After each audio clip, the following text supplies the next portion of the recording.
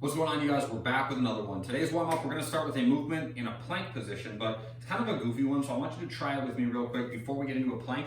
I've had better success working with people on this one when they don't have to be in a plank to learn it. So it's going to be scapula pull-aparts, but we're going to be in an elbow plank. So all that we're doing, you can even start, just put your arms out in front of you. We're just going to pull our shoulder blades as far apart as we can, and then we're going to pull them back together. Think about like trying to pinch a penny between them, okay? Pull them apart, and then pull them back together. Now if you bend your arms, pretend you're in an elbow plank, it's the same motion.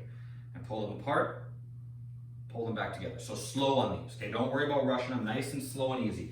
So I go to an elbow plank, I pull them apart, and then back together. Pull apart, and then back together. So it's a good way to work on range of motion, mobility, stability in your shoulders and your shoulder blades, and it's also a good way to get warmed up because you're in a plank the whole time. So kind of dual purpose with that one. After that, we're doing windmills. So kind of a goofy one. We'll just go unloaded on these, no weight necessary. You're gonna go to a wide stance. You're gonna point your toes off at about 45 degrees to the right. Whichever direction my toes point, that hand's gonna go inside my leg. So when my toes point to the right, that means right hand inside my right leg, left hand goes up. I just look up at my hand as I push my hips back, sliding my hand down my leg till I touch my ankle or my foot or whatever. 5 on one side, and switch the direction of your feet, switch the position of your hands, and do 5 on the other. As you work through these, if you feel like your front leg is starting to bend, so if as you're going, this is starting to happen, we're kind of losing the intention of the movement here. So if you need to go a little bit wider with your feet, that'll give you a little bit more room to move in your legs. So if you feel like your front leg's bending, you're losing the benefit. Go a little bit wider and try to keep that leading leg locked out as you go. The last movement is just a side-to-side lunge. So we get into, again, a wide stance. Now my toes point pretty much straight forward. I'm just gonna sink into a lunge on one side and then stand and switch. So the leg that I'm gonna squat onto or lunge onto looks like a squat. The other side, the toes point up. Okay, we're trying to keep our heels flat to the ground as we go, back and forth, nice and easy on the pace for these. The workout today is gonna be rounds of 40 seconds of work, and then we're gonna have 20 seconds of rest between each one. The first movement is a single dumbbell, hang, clean and jerk, and we're gonna alternate sides as we go. So I pick up a dumbbell, I swing it back between my legs, and then I open my hips and lift it to my shoulder. After there, I dip, drive, and press to overhead. Then I come back down to my shoulder, switch hands as I transition, swing back, open my hips, come to my shoulder, dip, drive, and press. You just cycle through for 40 seconds. Here's what it looks like. Here's what it looks like. I swing back, open my hips, and lift the dumbbell to my shoulder. Then I dip, drive, and press to overhead. Come back down to my shoulder, switch hands as I transition sides, clean and jerk. Switch sides, clean and jerk. Okay, pretty straightforward there. Don't need to rush the pace to make them effective. You can go at a more moderate pace for these for sure. Next up is dumbbell rows. So we're gonna be in a plank on the bells. I'm gonna keep my belly and my butt flexed to try to prevent my hips from rocking from side to side or from sticking my butt up in the air or letting my hips sag down. I should be in a nice tight plank throughout. The rowing motion is this. The dumbbell pulls to my ribs, okay? So I start in the plank, pull to my ribs on the right, then come back down. Pull to my ribs on the left, and then come back down. Nice and slow and steady as we go back and forth. So I'm here in a plank, lift and lower, lift and lower, okay? 40 seconds of those. Next, we're gonna do some dumbbell snatches. So the dumbbell starts between my feet. I like to have it pointing out towards my feet.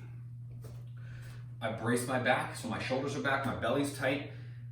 At the bottom, I like to have my back angle something like this, so my shoulders are above my hips, and then my hips are above my knees.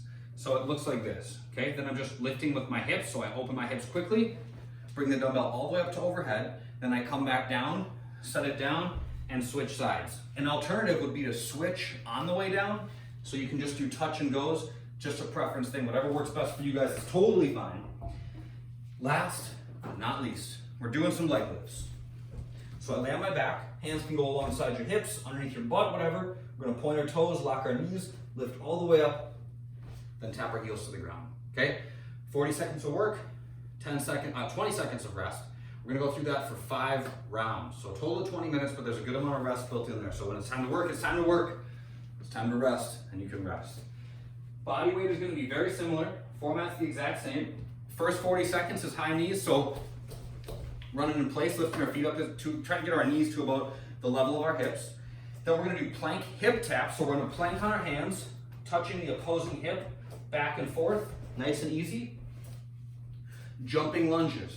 Step out, tap my back knee, then stand and switch. Stand and switch, so it's a jump. If that's too much, feel free to just step them.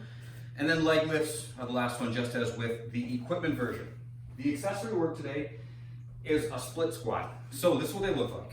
I'm gonna get into a lunge position, and I'm gonna just gently tap my back knee to the ground. So when my back knee hits, my front shin should be vertical. So I just gently tap and then stand back up. That's 1, 2, we're gonna do 3 rounds of 8 per side, adding weight where you can. You can hold the dumbbells in the front rack. You can hold them in the suitcase position. You can hold 1 dumbbell in the goblet position. There's a ton of different options here. Use what's gonna feel like the best challenge for you. If you don't have dumbbells, hold on to a couple gallons of milk, something like that. Like find something that can add a little bit of weight if you feel up to it. And then we end, our mobility for the day is just gonna be a wide-legged forward fold. So going back to this wide stance, my toes point out a little bit. We're just gonna fold forward and just kind of hang out. There's plenty of moving around that can be done here, but what I want you guys to feel for is a gentle stretch in the back and in the inside of your legs. So I just kind of fold, I push my hips back. When I do this, I'll be moving around a pretty good amount, like when I bend one leg, I can feel a more pronounced stretch in the back and inside of the other. I'm just kind of gently going back and forth throughout. That's that. Pretty straightforward today, I think, but I wrote this, so I don't know, maybe I'm just biased. If you guys ever have questions, hit me up, let me know. I'm always happy to help. That's it for today. I will see you guys on the next one. Have a good day.